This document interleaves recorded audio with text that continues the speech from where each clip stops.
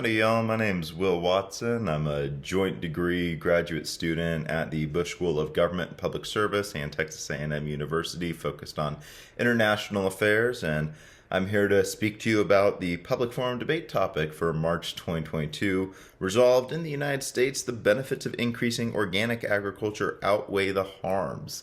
Now, this topic is pretty interesting. We'll get into that. We're going to go framework and some background here, then pro, con, conclude.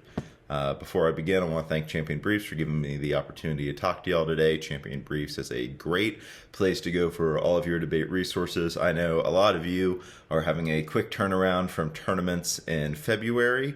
You're probably finishing up those tournaments this past weekend and now have to start writing cases for a brand new topic. Some of you will be writing cases this week or the night before the tournament. I can relate to that. But anyways, quick turnaround means you need resources. Champion Briefs has resources. Go Champion Briefs. Now, let's start breaking into the topic. First, this topic doesn't actually suggest a policy change, despite the fact it says the benefits of increasing organic agriculture. A policy change would have the word should in it. The United States federal government should increase organic agriculture. It doesn't have that, so technically speaking, you are not looking at a policy change. Despite that, it's pretty clear. If the pro can prove that increasing organic agriculture outweighs the harms, the pro wins the round. But if the con can prove that increasing organic agriculture is more harmful than beneficial, or that there is a meet in the middle, that the benefits and the harms are perfectly aligned, then the con wins the round, because the pro is the one with the burden to outweigh. Which brings us to another point with the framing. Weighing is going to be critical on this topic. There's going to be a lot of nuance. You can weigh any type of argument in debate. I'm sure this could be part of a bigger background lecture, but when weighing, you need to look at the scope, how many people it affects, the magnitude, how big of an effect it has on someone, the probability, how likely it is to happen, and the time frame of something happening. Those four ways of weighing can apply both to the impact level of the debate and the length level of debate. So be sure to use them. It's going to make your judges happy. Kind of getting into the definitions here, in the United States really does a great job of scoping this topic. When I first heard the topic, I misheard it and thought it just said broadly, and immediately my thought went to just other countries internationally trying to implement organic agriculture, but thankfully that's not the case. We're stuck within the United States. That's likely going to be the continental 49, Alaska. I'm sure you can talk about U.S. territories, but to the point where you're looking at U.S. territories, you're probably a little bit in the weeds for this topic. Now, the second thing that this topic is bringing up is organic agriculture. So you are going to need to define what organic agriculture is, because I think there's a lot of preconceived notions for this topic of what constitutes organic agriculture, what doesn't constitute organic agriculture, and all of the nuances of it. Because organic agriculture is a really specific term within the United States. Teams need to be aware of the process for organic agriculture and the impacts behind that process, along with the general aspects of organic agriculture. Another note, increasing is one of those tricky terms you see pop up time and time again in speech and debate. You may benefit from defining the word increasing. Is it a 50% increase? Is it a 20% increase? What constitutes increasing organic agriculture? Narrowing that down early on in the round will be really, really helpful for you. Now, as I said, teams need to understand the organic agriculture process. Thankfully, the USDA has most of the information laid out on their website. The reason why teams need to understand this is to shut down some untrue arguments before they happen. I'm going to go over the process with you real quick because I think this is way more important in a debate round and way more important to your education than a lot of people give it credit for. So if we're going to look at Farmer Will's farm, I want to become an organic farm. So step one, I have to develop an organic system plan. I'm just on the USDA website, by the way, if anyone wants to look this up. Develop an organic system plan where I will create how the operation will comply with regulations based on my unique characteristics.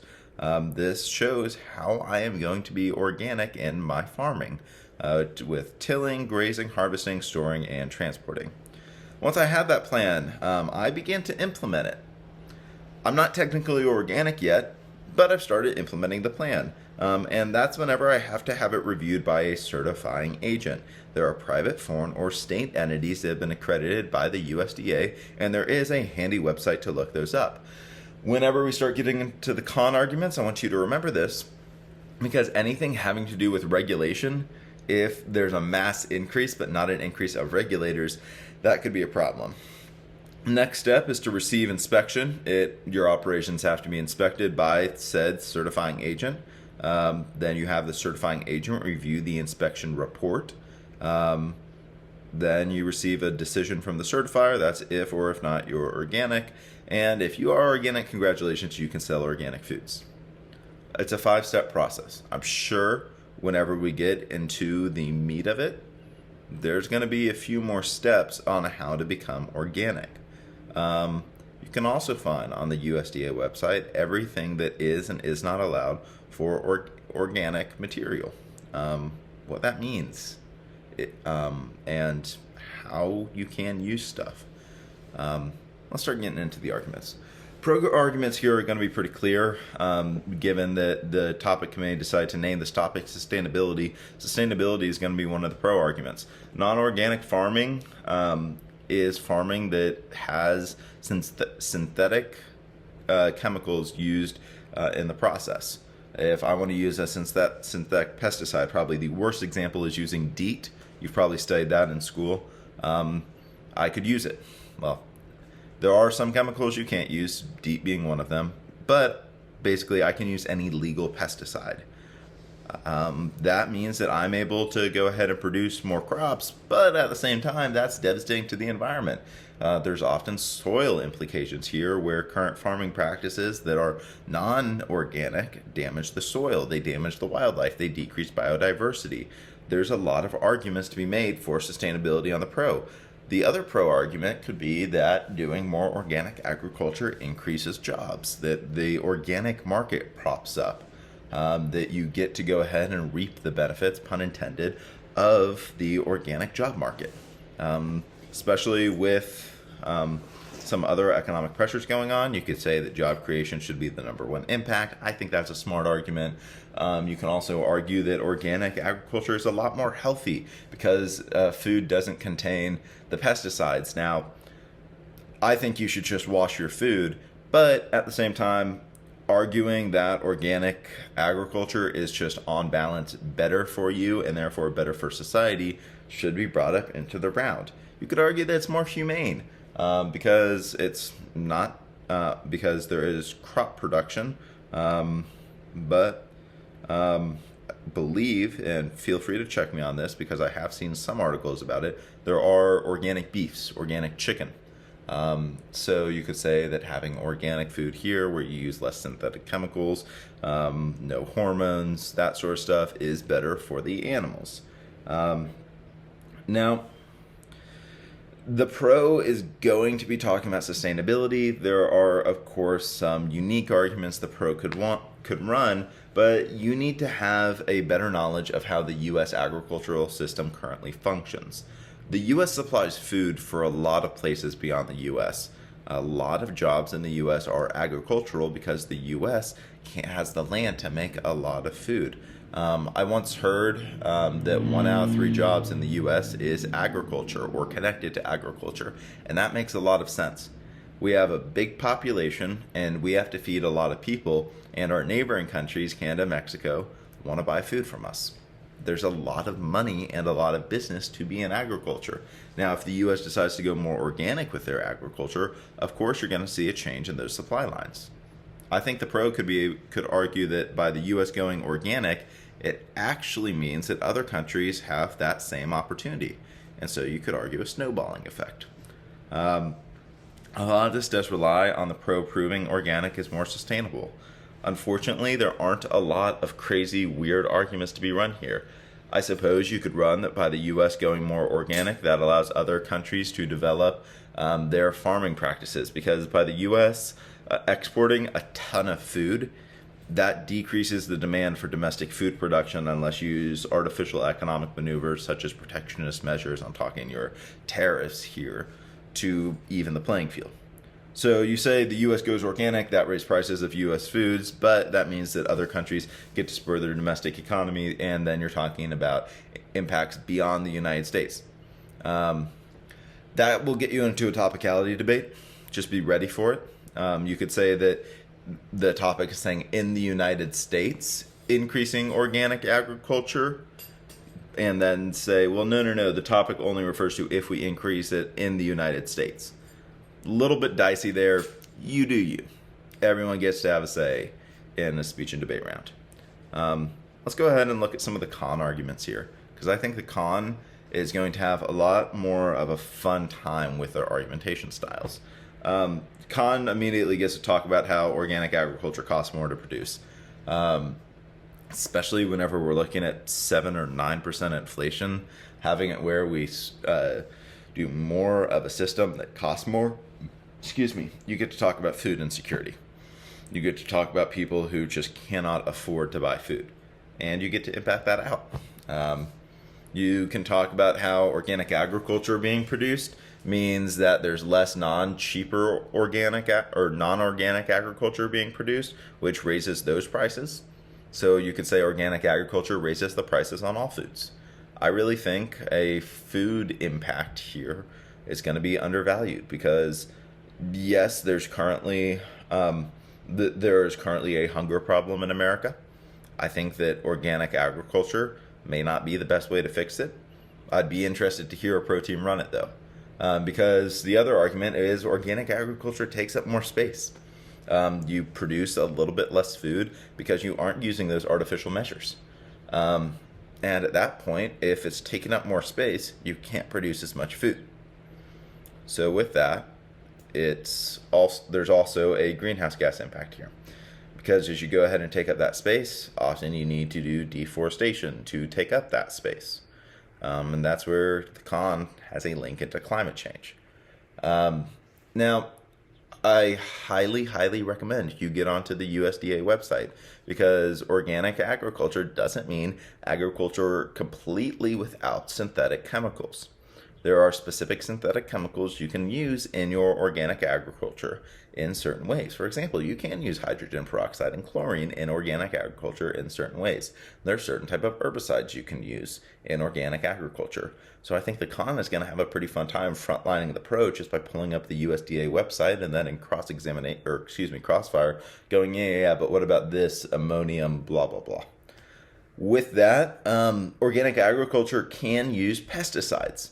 The problem is these have to be organic pesticides. I've heard of citrus peel being used as a pesticide, or just a pest deterrent. The problem is you got to use a lot more of it. And one, that increases the prices, but two, that also can drive down the biodiversity, because now you could have more runoff. There is a potential for there to be a lot of problems with organic agriculture. Additionally, it says we should increase our organic agriculture. A smart con team will stand up and say, yes, we increase organic agriculture loud and clear. That doesn't mean we increase the system behind it. Where if the U.S. was just to increase its organic agriculture, but not increase the other resources for it, especially the regulators that we previously talked about, that could lead to a massive problem where there aren't enough people to regulate it. Similar arguments were made under the background check topic, where it turned out there was a very small number of people doing background checks for an increasingly large gun society. So I think that you will be able to argue that pretty well. I think the con team has a lot more leeway for squirrely arguments, but I want to go back to what I said earlier about preconceived notions. Broadly speaking, if I was to ask someone on the street, what do you think about organic agriculture? What I would say is it's probably better for me and the environment, but it costs more. That preconceived notion that it's better for you if you can highlight on that on the pro, and the preconceived notion that it costs more if you can highlight on that on the con, I think both pro and con have a lot of leeway in the round. They should be able to generate some really unique arguments and argumentation styles. I do think, because the topic says outweigh, teams that weigh and explicitly weigh, what I mean by that is you say, I'd like to begin weighing, and then you give your weighing mechanisms, are going to perform really well at the state tournaments where there are judges from different regions, because a judge like me, who's I consider myself a flow judge, I say, okay, weighing, great, flow it down. But a lay judge or a judge who has a different style is going to say, oh, well, the topic says outweigh and this team outweighed, therefore I got to give the ballot to them. There's a lot of benefits to weighing, so please, please, please, please, please, please weigh your arguments. I think that both teams are going to have some fun rounds with this topic. Wish everyone the best of luck. There's one other con argument, and this is going to get really squirrely, so bear with me, but I think that if a team could run it well, they'll be in a pretty good situation. With everything going on in Ukraine, and my heart goes out for everyone affected like that, with that. My specialty is Russia and Eurasia, and so I've been following this one pretty closely.